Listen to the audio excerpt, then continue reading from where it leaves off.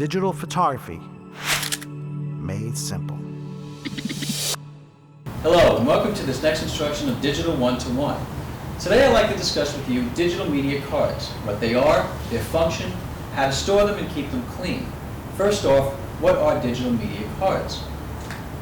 Digital media cards are what we put in our digital cameras today. They come in various shapes and sizes. Sizes meaning how many images we can place on one card. For instance, like when we had film, our film canister, we had the options of having a roll of 36, a roll of 24, and a roll of 12. And we stored them in these nice little cases.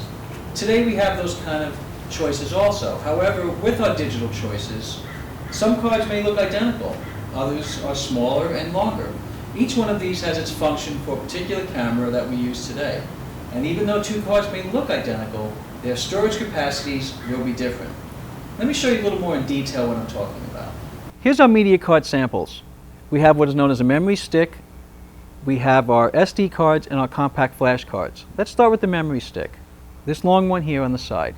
Memory sticks were introduced when cameras first came out on the market. They're not used very much anymore.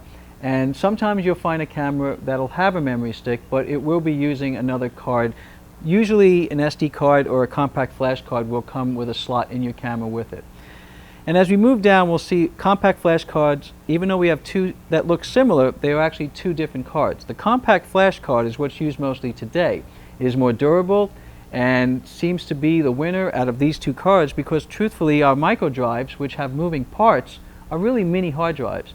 They're a little more fragile, and they tend to not be used as much as they were back in the day when they were introduced. Finally, we have what's known as our SD card, or what we call a secure digital card. Now, these cards seem to be the most common cards used in our digital cameras today.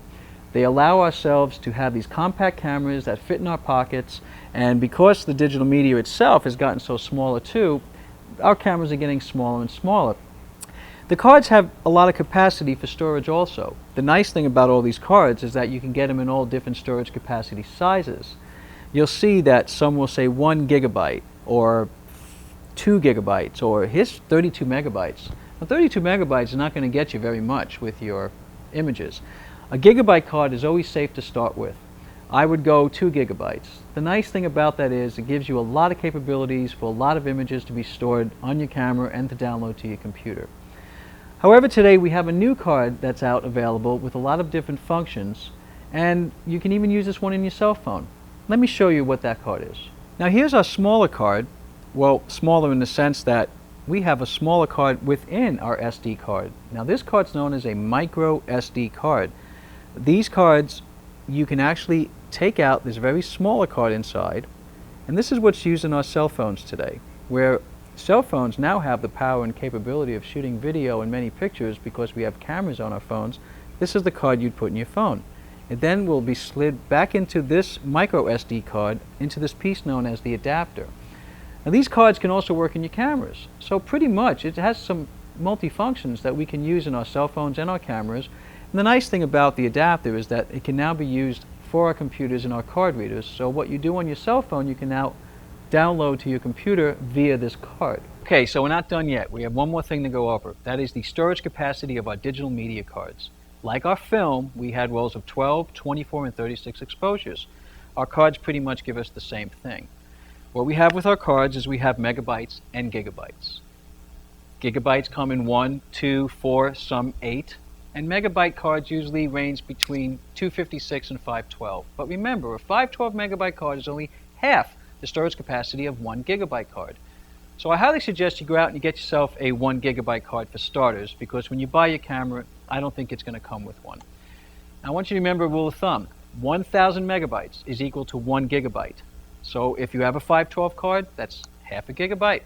So let's recap what we have going on here today. We've learned about cleanliness and protecting your cards, and the storage capacity and the meaning behind the numbers on these cards. Remember gigabytes and megabytes. The higher the gigabytes, the more images you'll be able to store in your cards, and the more creativity you'll have because you're going to be shooting a lot.